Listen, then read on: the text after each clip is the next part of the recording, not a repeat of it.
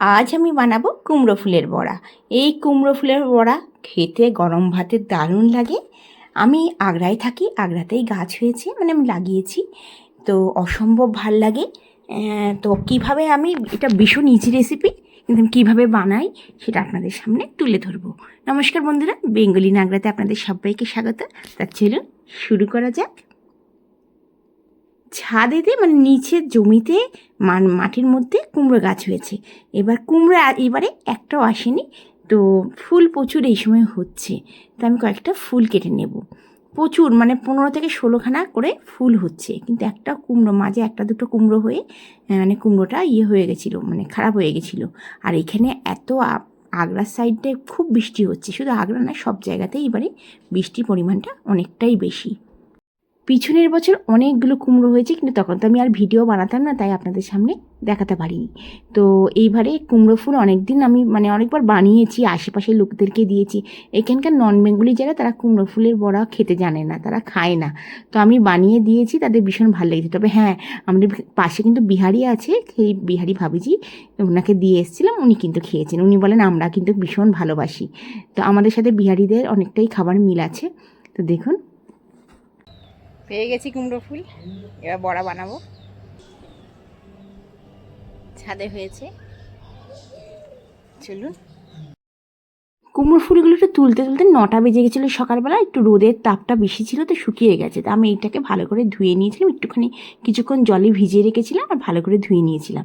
এই ফুলের মধ্যে অনেকগুলো পিঁপড়ে ছিল, তো ওই ঝেড়ে তারপর পিঁপড়েগুলো চলে গেল।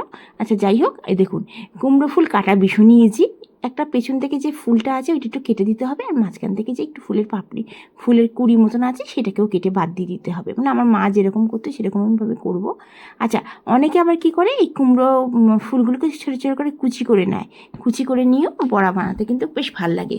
আমি এটা বড় বড় মানে লম্বা লম্বা বানাবো, বড়া বানাবো। খেতে ভীষণ ভাল লাগে, গরম ভাতের সাথে তো অসম্ভব ভাল লাগে। আর কিছু চাই না, এর সাথে কাঁচা লঙ্কা একটুখানি ঘি দিয়ে খুব ভাল লাগে, কিংবা ডালের সাথেও ভীষণ ভাল লাগে, কিংবা আপনারা চায়ের সাথেও স্ন্যাক্স হিসাবে বিকালবেলার দিকে খেতে পারেন। এমন না যে ভাত দিয়েই খেতে হবে, আপনারা স্ন্যাক্স হিসাবে বিকালবেলার দিকে, বেশ বৃষ্টি এখনও তো এখানে সব জায়গায় বৃষ্টি খুবই হচ্ছে, তো বৃষ্টির সিজনে আপনারা কিন্তু বানিয়ে খেতে পারেন। যাই হোক, একটুখানি মনটা খারাপই ছিল যে কুমড়ো হয়নি, তো যা হোক কুমড়ো হয়নি কিন্তু ফুল দিচ্ছে, তো ফুলেরই পকোড়া বানাচ্ছি। কিন্তু রোজ রোজ তো আর পকোড়া হয় না, তো আশেপাশে সবাইকে দিয়ে দিচ্ছি। আচ্ছা যাই হোক, আমি এবার এখানে বেসন নিয়ে নেব, মোটামুটি 3-4 চামচ বেসন নিয়ে নেব। আর বেসনের সাথে আমি মেশাবো চালগুড়ি। চালগুড়ি তো বাঙালিদের ঘরে থাকে, আর যদি মনে করুন অনেক সময় না থাকে, তাহলে কিন্তু আপনারা ওই চালগুড়ির বদলে দিতে পারেন, সুজি দিয়ে দিতে পারেন। তো এতে আমি মোটামুটি 2 চামচ চালগুড়ি দিলাম, আর সুজি হলে 2 চামচ সুজি দিয়ে দেবেন।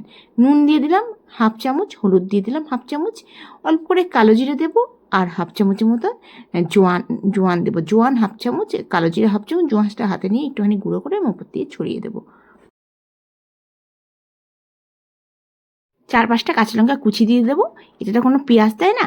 আর অল্প করে জল দিয়ে এটা ভালো করে বেসনটাকে মিশিয়ে দেবো। ভালো করে মিশিয়ে নেওয়ার পর কম করে 10-15 মিনিট একটু রেখে দেবো। বেসন আছে, সুজি, এই চাল গুঁড়ো আছে, একটু ফুলে যাবে।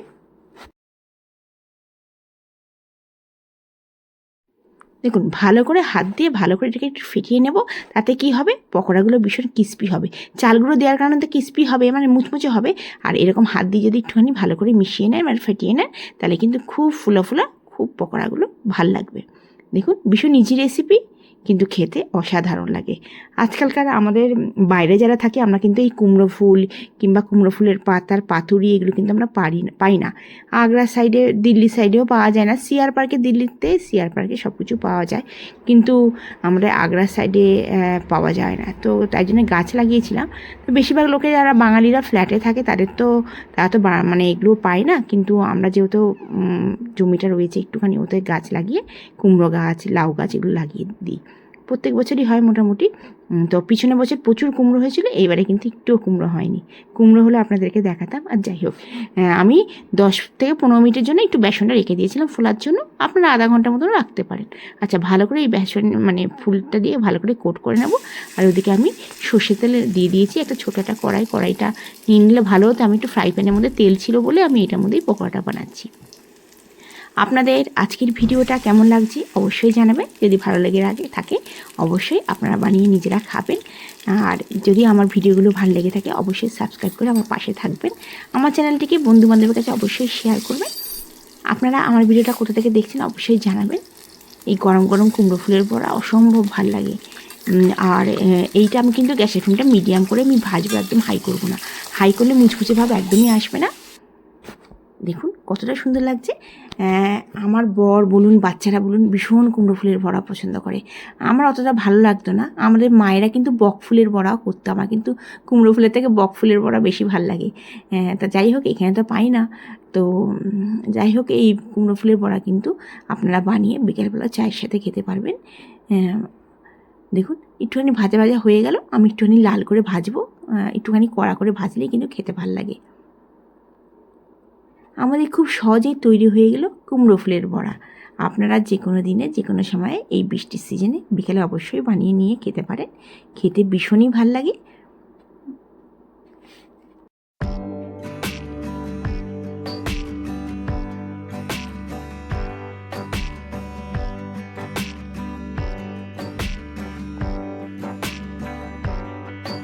মোটামুটি 3 থেকে 4 মিনিট একটু সময় লাগে এই বড়াগুলো ফ্রাই হতে। আমি একটা টিস্যু পেপারের মধ্যে এই বড়াগুলোকে তুলে দেবো। আজকের রেসিপিটা কেমন লাগলো অবশ্যই জানাবেন, কমেন্টসে জানাবেন। যারা আমার চ্যানেলকে সাবস্ক্রাইব করেছেন তাদেরকে অসংখ্য ধন্যবাদ আমার পাশে থাকার জন্য। আমি আবার আসবো নতুন দিনে নতুন ভিডিও নিয়ে। ধন্যবাদ।